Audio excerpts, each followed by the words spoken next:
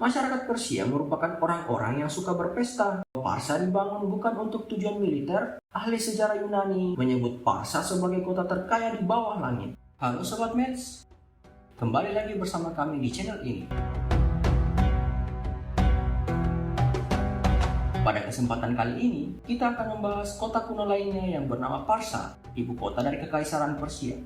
Tanpa basa-basi, langsung saja gas! Parsa, atau yang dalam bahasa Yunani disebut Persepolis, adalah ibu kota Kekaisaran Persia pada era Achaemenid.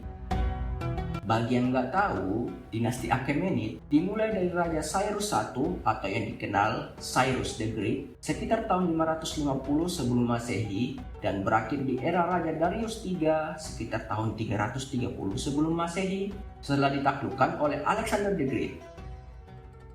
Parsa ini terletak 50 km arah timur Laut Shiraz di provinsi Fars, negara yang sekarang kita kenal dengan nama Iran. Parsa dibangun sekitar 515 sebelum Masehi oleh Darius I. Dikatakan bahwa Cyrus I adalah raja yang menentukan tempat pembangunan kota ini, lalu dibangun oleh anaknya Darius I dan diselesaikan oleh cucunya Xerxes I. Ibu kota Kekaisaran Persia ini merupakan kota yang sangat menakjubkan pada masanya, dibuktikan dengan arsitekturnya yang amat sangat megah. Untuk menjelaskan kisah kota ini yang dulunya dibakar oleh Alexander Agung, para peneliti mengambil referensi dari 30.000 tablet yang terkubur di bawah reruntuhan kota ini. Kota megah ini menjadi jantung pemerintahan Persia pada era dinasti Achaemenid hingga tahun 330 sebelum Masehi, merupakan tempat bertahtanya Raja Persia sehingga dijuluki Taht-e-Jamshid yang berarti tahta Jamshid. Sebagai pusat dari kerajaan raksasa yang menguasai dunia, Parsa memiliki banyak peninggalan sebagai bukti kebesarannya dahulu. Pertama-tama kita mulai dari fakta bahwa Parsa adalah kota terstruktur dengan arsitektur yang saling terkoneksi satu sama lain secara menyeluruh. Kota ini merupakan Royal Complex yang dibangun di atas teras setinggi 15 meter dengan 111 anak tangga dibuat untuk menghantar kita ke atasnya. Kemegahan mulai ditunjukkan dengan gerbang besar yang bernama Gerbang Segala Bangsa. Gerbang Segala Bangsa atau yang disebut juga Gerbang Xerxes dibangun dengan 4 tiang penyangga dengan atap dan 2 patung raksasa pada pintu masuk gerbang serta pintu kayu yang dilapisi emas. Setelah gerbang, kamu akan melihat Apadana, sebuah aula tempat para tamu dan bawahan berkumpul, dibangun dengan 36 tiang raksasa setinggi 20 meter dan mampu menampung 10.000 orang. Buset dah, 10.000 orang, banyak betul. Di sebelah Apadana terdapat Balai Tahta atau Balai Kehormatan Prajurit. Kalau yang ini sih lebih gila lagi boy. Dibangun oleh Raja Xerxes I dan diselesaikan oleh Artaxerxes I dengan 100 tiang dengan tinggi yang sama 20 meter yang menjadikannya ruang tahta Raja Persia. Selain itu, terdapat pula bangunan tempat tinggal raja yang dikatakan bahwa hanya orang kepercayaan raja saja yang dapat masuk. Dibangun dengan megah, penuh dengan cahaya matahari yang masuk lewat jendelanya, sehingga disebut juga Aula Cermin. Di dalam Parsa, kamu akan melihat banyak sekali ukiran. Ini tuh ukirannya di mana-mana, cuy.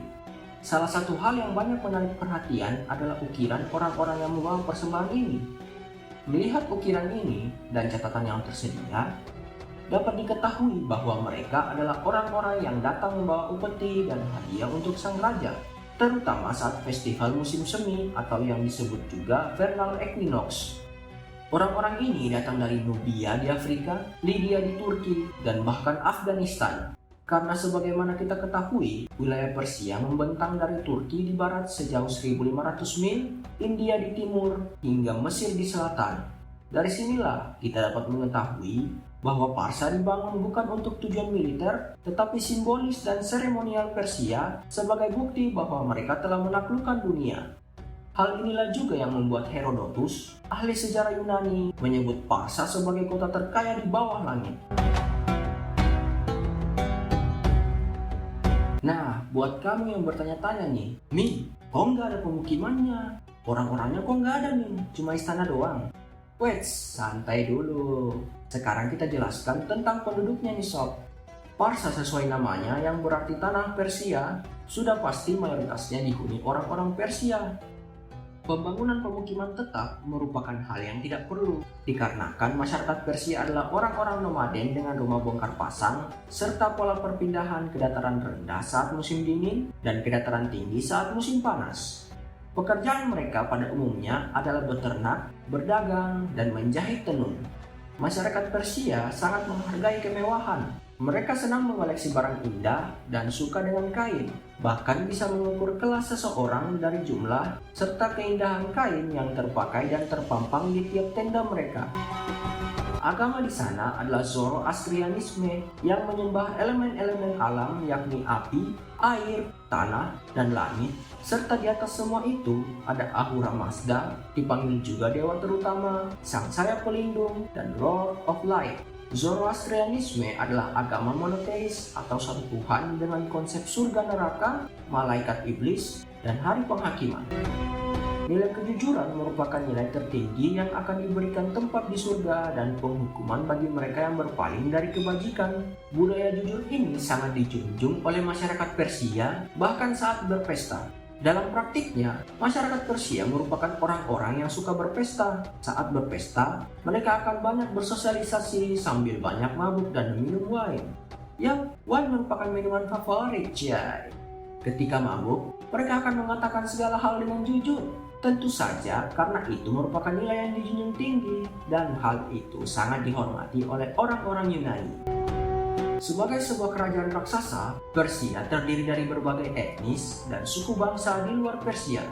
Dipimpin oleh seorang raja yang bertahta di Parsa, kerajaan menjalankan sistem pemerintahan provinsi dengan propaganda perdamaian yang memberikan kebebasan berbahasa dan beragama kepada setiap penduduk kerajaan Persia, termasuk yang berbeda suku bangsa, selama tetap membayar upeti atau pajak. Kokohnya kerajaan didukung dengan daya infrastruktur yang juga memadai, seperti irigasi pada taman di Pasar Gadai, jalanan yang menghubungkan Parsa ke banyak kota besar hingga ke Turki, India, dan Mesir, dan juga perdagangan seperti bazar. Di pasar, kamu akan menemukan orang-orang memperdagangkan barang-barang seperti emas, rempah-rempah, kain, dan bahan makanan.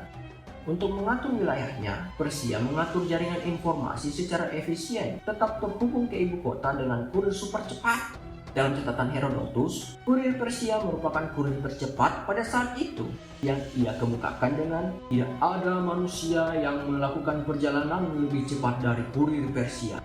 Hal ini dikarenakan infrastruktur pos jaga setiap 20 mil membuat kurir dapat terus berganti kuda dan melanjutkan perjalanan. Selain itu, keberadaan pos jaga ini membuat kurir maupun pedagang aman daripada bandit.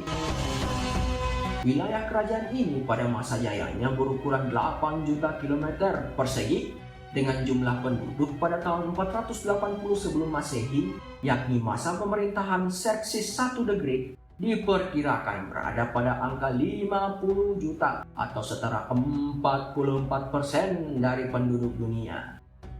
Wadidaw, kalau gini mah nggak heran kalau Parsa jadi kota paling kaya pada era tersebut. Oke Sobat Mets, itulah pembahasan kita kali ini terkait Parsa, ibu kota kekaisaran Persia. Nantikan konten Sumo Mets terus, wis gacor. Jangan lupa like, komen, dan subscribe. Terima kasih sudah menonton dan sampai jumpa.